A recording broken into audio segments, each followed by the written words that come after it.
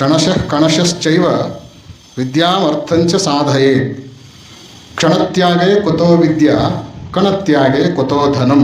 ನಾವು ಶ್ರೀಮಂತ ಆಗಬೇಕು ಅಂದ್ರೆ ಪ್ರತಿಯೊಂದು ಪೈಸೆನೂ ಕೂಡ ಲೆಕ್ಕ ಹಾಕಿ ಕಳಿಸಿದ್ರೆ ಶ್ರೀಮಂತರಾಗ್ತಾರೆ.